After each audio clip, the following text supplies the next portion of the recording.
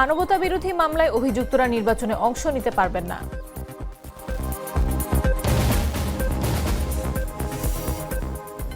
আমরা আস্থার জায়গায় কেউ নেই, এটি জাতীয় সংকট বলেছে EC Anwarul.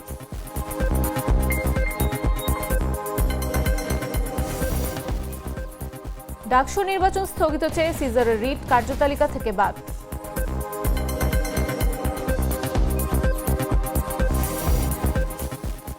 স্ত্রীসহ JaPa chairman GM কাদেরের বিদেশ যাত্রায় নিষেধাজ্ঞা।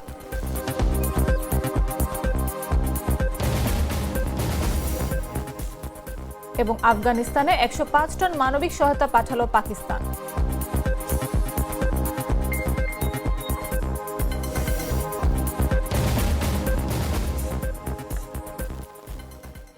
সন্ধ্যা 7টা নিউজে সবাইকে আমন্ত্রণ। সাথে আছে আমি নাফিস আব্দুল্লাহ। সাধারণ খাবার এখন হবে অসাধারণ। প্রাণ স্বাদের মশলা, স্বাদ বাড়ায়, ঘ্রাণ ছড়ায়। প্রধান উপদেষ্টার প্রেস সচিব শফিকুল আলম বলেছেন, আন্তর্জাতিক অপরাধ আদালত আইনে সংশোধনী এনেছে সরকার। এই সংশোধনীর ফলে মানবতাবিরোধী মামলায় যারা অভিযুক্ত হবেন তারা আর কোনো নির্বাচনে অংশ নিতে পারবেন না। বৃহস্পতিবার রাজধানীর তেজগাঁওয়ে প্রধান উপদেষ্টার কার্যালয়ে অন্তর্বর্তী সরকারের প্রধান উপদেষ্টা অধ্যাপক মোহাম্মদ ইউনূসের সভাপতিত্বে অনুষ্ঠিত সভায় আইসিটি আইনের সংশোধনী আইন আনা হয়।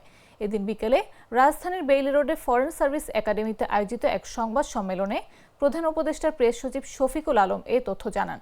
শফিকুল আলম আরও জানান, নতুন সংশোধিত ধারা অনুযায়ী কোনো ব্যক্তির বিরুদ্ধে ওই আইনের সেকশন ৯(১) অধীনে আনুষ্ঠানিক অভিযোগপত্র দাখিল হলে তিনি সংসদ সদস্য হিসেবে নির্বাচিত হওয়া বা বহাল থাকার অযোগ্য হবেন।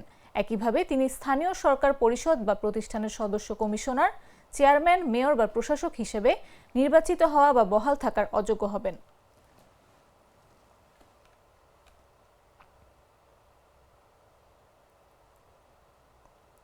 আসন্ন জাতীয় সংসদ নির্বাচনকে সামনে রেখে সাংবাদিকদের জন্য প্রণীত নীতিমালায় গণমাধ্যমের স্বাধীনতা বাধাগ্রস্ত হতে পারে বলে আশঙ্কা প্রকাশ করেছেন সংবাদকর্মীরা। বৃহস্পতিবার রাজধানীর আগারগাঁওয়ে নির্বাচন কমিশন ভবনে অনুষ্ঠিত মতবিনিময় সভায় এ মন্তব্য করেন তারা। কমিশন জানায়, গণমাধ্যমের সহায়তা ছাড়া সুষ্ঠু নির্বাচন সম্ভব নয়, তাই সাংবাদিকদের দাবি গুরুত্বের সাথে বিবেচনা করবে কমিশন। রাকিব হাসানের রিপোর্টে বিস্তারিত।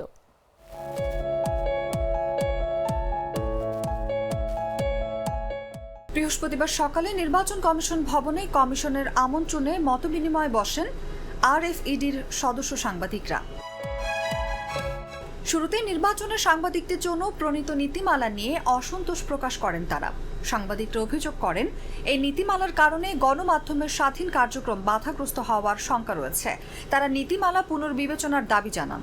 আশাবাদী হয়েছিলাম যে বিগত সময়ে যে গণমাধ্যম নীতিমালাগুলো ছিল সেখান থেকে বড় ধরনের পরিবর্তন হবে, এই কমিশন এসে পরিবর্তন করবে, কিন্তু আসলে খুবই আশাহত হয়েছি যে তেমন কোনো পরিবর্তন হয়নি। আপনাদের কর্মকর্তারা আপনাদেরকে যা বুঝিয়ে দিচ্ছেন অনেকটা কপি পেস্টের মতো, বিগত সময়ে যা করেছেন তাই করছেন। সেটি গণমাধ্যম নীতিমালার ক্ষেত্রে। অন্যান্য অনেক বিষয়ে আপনারা অনেক এক্সপার্ট সিদ্ধান্ত নিচ্ছেন, অনেক গুরুত্বপূর্ণ সিদ্ধান্ত নিচ্ছেন, কিন্তু সাংবাদিকদের ক্ষেত্রে একই পথ হাঁটছেন। এটি আসলে খুবই দুঃখজনক। অন্যদিকে নির্বাচন কমিশনের পক্ষ থেকে বলা হয়, সাংবাদিকদের মতামত গুরুত্বের সঙ্গে বিবেচনা করা হবে। আপনাদের সহযোগিতা অত্যন্ত প্রয়োজন, আপনারাই তো জানেন, আর আপনাদের আমাদের অংশ। আমরা বারবার বলেছি আপনাদের যাতে সহজ হয়, অবাধবদ্ধ হয়, আমরাও চাচ্ছি। কোনো অন্যায় প্রশ্রয় দিব না, ইনশাআল্লাহ অন্যায় কোনো প্রশ্রয় হবে না। কাজে আপনাদের সহযোগিতা চাই। আপনারা যে লিখিতভাবে দিয়েছেন, 3 বার করে রিপিট করেছি আমি যে ধন্যবাদ। আমরা ওটাকে দেখব, দেখে আমরাও আমাদের পর্যালোচনা করে আপনাদের জন্য যেটা সহজ হয়, যেটা উভয় পক্ষের জন্য, মানুষের জন্য, স্বচ্ছ নির্বাচনের জন্য, ফেয়ার নির্বাচনের জন্য যেটা ভালো হয় সেটাই। সাবেক প্রধানমন্ত্রী শেখ হাসিনা ও তার ছেলে সজীব ওয়াজেদ জয়ের বিরুদ্ধে রেড অ্যালার্ট জারির পদক্ষেপ নিতে পুলিশ হেডকোয়ার্টারে চিঠি পাঠিয়েছে দুর্নীতি দমন কমিশন দুদক। বৃহস্পতিবার প্লট জালিয়াতির অভিযোগে দায়েরকৃত মামলার তদন্তকারী কর্মকর্তারা এই চিঠি পাঠান। চিঠিতে বলা হয়, শেখ হাসিনা ও তার ছেলে বিদেশে পালিয়ে গেছেন। ন্যায় বিচারের স্বার্থে আসামির অবস্থান চিহ্নিত করে দেশে ফিরিয়ে এনে আইনের মুখোমুখি করতে আদালত ওয়ারেন্ট ইস্যু করেছেন। এদিকে রাজধানী উন্নয়ন কর্তৃপক্ষ রাজুকের প্লট বরাদ্দে জালিয়াতির অভিযোগে সাবেক প্রধানমন্ত্রী শেখ হাসিনা, তার বোন শেখ রেহানা ও বোনের মেয়ে টিউলিপ সিদ্দিক, আজমিনা সিদ্দিক সহ অন্য আসামিদের বিরুদ্ধে পৃথক 3 মামলায় তৃতীয় দিনের সাক্ষ্য গ্রহণ সম্পন্ন হয়েছে আজ। বৃহস্পতিবার সকালে ঢাকার চতুর্থ বিশেষ আদালতে সাক্ষ্য গ্রহণটি অনুষ্ঠিত হয়। এর আগে মামলায় জব্দ তালিকার ৪৪টি নথির বিষয়ে সাক্ষ্য গ্রহণ সম্পন্ন হয়।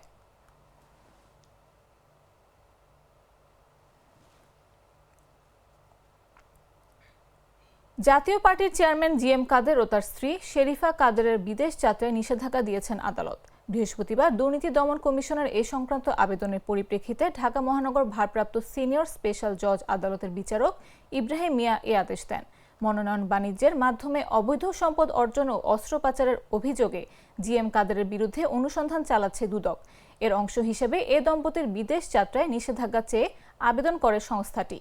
দুদকের জনসংযোগ কর্মকর্তা আক্তারুল ইসলাম সাংবাদিকদের এই তথ্য জানান। দুদকের অভিযোগ বিষয়ে বলা হয়, ২০১৮ সালের একাদশ সংসদ নির্বাচনের পর সংরক্ষিত নারী আসনে দলীয় মনোনয়ন দিতে ১৮ কোটি ১০ লাখ টাকার ঘুষ গ্রহণ করা হয়, যার মূল সুবিধাভোগী ছিলেন তৎকালীন ভারপ্রাপ্ত চেয়ারম্যান জিএম কাদের।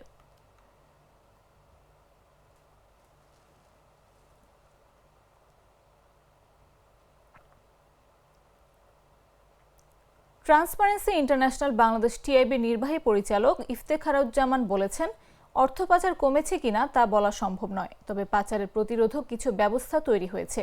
বৃহস্পতিবার রাজধানীর ধানমন্ডিতে টিআইবির কার্যালয়ে এক সংবাদ সম্মেলনে তিনি এসব কথা বলেন।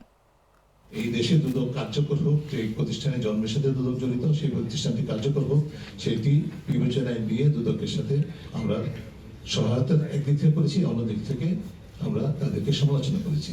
সহায়তার জন্য তারা আমাদেরকে সাধুবাদ দিয়েছে, সমালোচনার জন্য আমাদেরকে তিরস্কার করেছে নিয়েছি। এবং সেটার উপর প্রত্যেকটা এমন না যে টিআইবি এককভাবে করেছে, একটা কমিশন গঠিত হয়েছে, সরকার গঠন করে দিয়েছে কমিশন, সেই কমিশন স্বাধীনভাবে কাজ করেছে।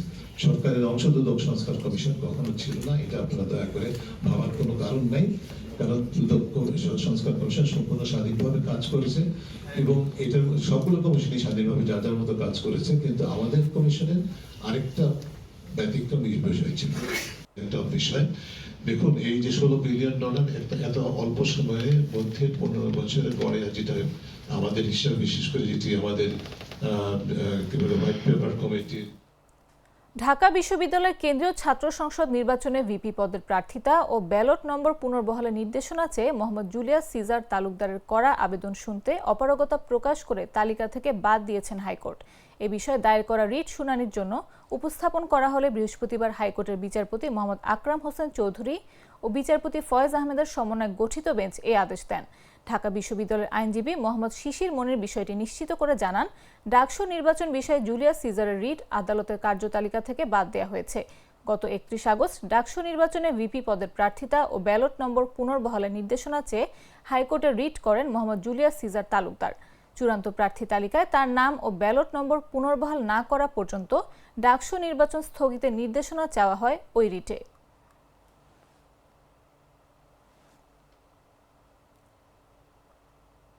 গ্লিটারের টুইন লেমন ও অ্যান্টিব্যাকটেরিয়াল ফর্মুলা বাসনকে চকচকে জীবাণুমুক্ত করে আমাদের দেয় গ্লিটার গ্যারান্টি।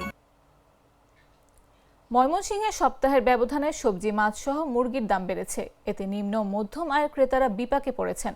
অনেকে প্রয়োজনের তুলনায় কম কিনে বাড়ি ফিরছেন। বাজার মনিটরিং দুর্বল থাকায় দাম বাড়ছে বলে মনে করছেন ক্রেতারা। বৃহস্পতিবার সকালে সরেজমিনে শহরের ঐতিহ্যবাহী মেসুয়া বাজারে দেখা যায় সবজির দাম কেজিতে ৩০ টাকা পর্যন্ত বেড়েছে। মাছ ও মুরগির দাম কেজিতে বেড়েছে ১০ টাকা। ক্রেতা বিক্রেতারা জানান, করলা, কাকরোল, বরবটি ও চিকন বেগুনের দাম কেজিতে ৩০ টাকা বেড়েছে। গত সপ্তাহে করলা ৭০ টাকা কেজিতে বিক্রি হয়েছে, অথচ এখন করলা বিক্রি হচ্ছে ১০০ টাকা কেজিতে। এছাড়া কাকরোল ৫০ টাকা থেকে বেড়ে হয়েছে ৮০, বরবটি ৭০ টাকা থেকে বেড়ে ১০০ ও চিকন বেগুন ৮০ টাকা থেকে বেড়ে ১১০ টাকা কেজিতে বিক্রি হচ্ছে। শসা ৩০ টাকা থেকে ৪০ টাকা কেজিতে বিক্রি হচ্ছে।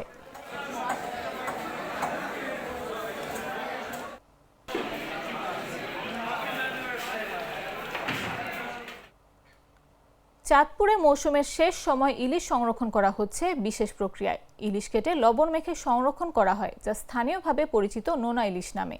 পাশাপাশি ইলিশ থেকে আলাদা করা ডিম বিশেষ বক্সে সংরক্ষণ করে বিক্রি করা হচ্ছে চাঁদপুর সহ দেশের বিভিন্ন স্থানে। ব্যবসায়ীরা জানান, নোনা ইলিশের কেজি প্রতি দাম ১,০০০ থেকে ১,৫০০ টাকা পর্যন্ত রাখা হচ্ছে।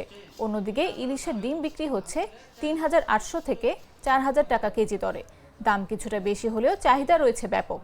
চাঁদপুর বড় স্টেশন, মাঝঘাট ঘুরে দেখা গেছে লবণ ইলিশ বা নোনা ইলিশ এরই মধ্যে মজুদ শুরু হয়েছে। ইলিশের মৌসুম না থাকা এবং নদীতে ইলিশ না পাওয়া গেলে ওই সময় ব্যবসায়ীরা নোনা ইলিশ বিক্রি করেন। দেশে উত্তরবঙ্গ সহ বিভিন্ন জেলায় এই মাছের চাহিদা ভালো থাকায় বেশ লাভবানও হন তারা।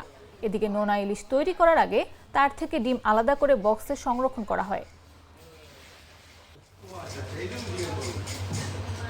নোনা মাছটা মনে করেন ডিমা মাছগুলা দেখে আমরা মাছগুলা কাটি পিস পিস করে ডিম বাইর করে পিস পিস করে লবণ দিয়ে রাখে দিই, রাখি 6 মাস পরে বিক্রি হবে, পয়লা বৈশাখ করে বিক্রি হবে।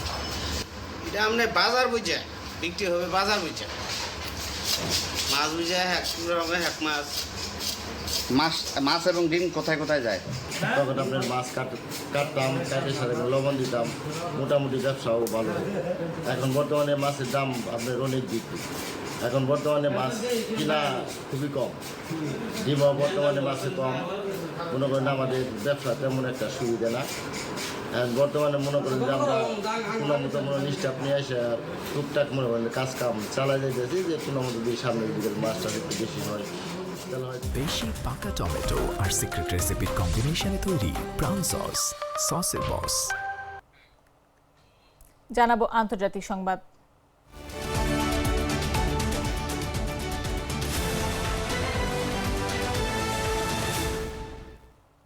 আফগানিস্তানে ভয়াবহ ভূমিকম্পে ক্ষতিগ্রস্তদের সহায়তায় 105 টন মানবিক ত্রাণ সামগ্রী পাঠালো পাকিস্তান।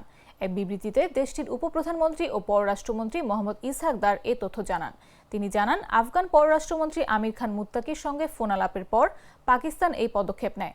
গত রোববার আফগানিস্তানের 6 মাত্রার শক্তিশালী ভূমিকম্পে এখন পর্যন্ত তালেবান কর্তৃপক্ষের দেয়া সর্বশেষ তথ্যানুসারে 1469 জন নিহত এবং 3700 এর বেশি মানুষ আহত হয়েছেন।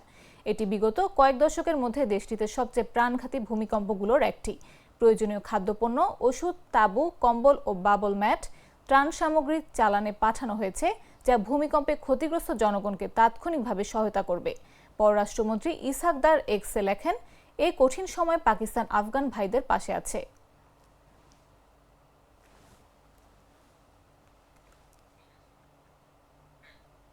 এবারে খেলার খবর।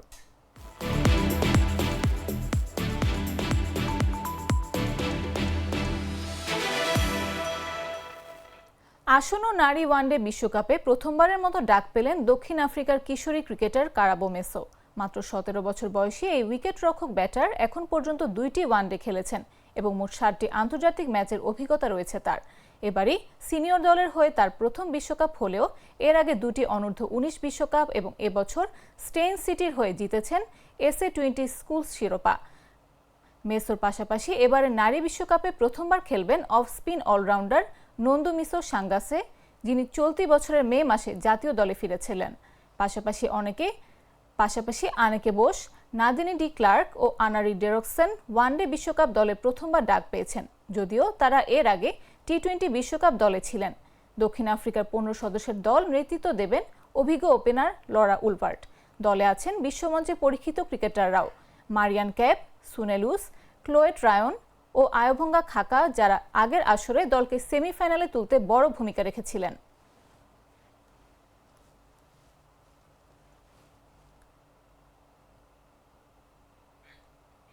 সংবাদ শেষ করার আগে শিরোনামগুলো জানিয়ে দিচ্ছি আরো একবার।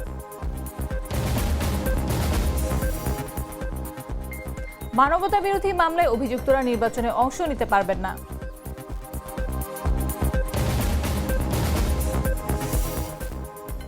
আমরা আস্থার জায়গায় কেউ নেই, এটি জাতীয় সংকট, বলেছে ইসি আনোয়ারুল।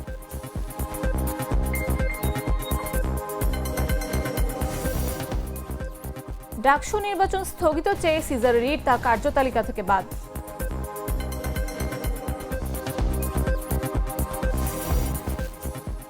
স্ত্রী সহ জাপা চেয়ারম্যান জিএম কাদেরের বিদেশ যাত্রায় নিষেধাজ্ঞা।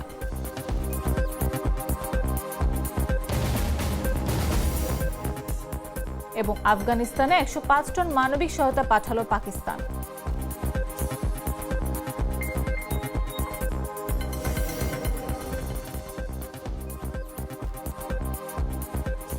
দর্শক, এই ছিল এখনকার মতো। প্রতি মুহূর্তের সর্বশেষ খবর পেতে ভিজিট করুন jagonews24.com, ফলো করুন আমাদের ভেরিফাইড ফেসবুক পেজ এবং সাবস্ক্রাইব করুন জাগো নিউজের ইউটিউব চ্যানেল। এতক্ষণ সাথে থাকার জন্য ধন্যবাদ সবাইকে।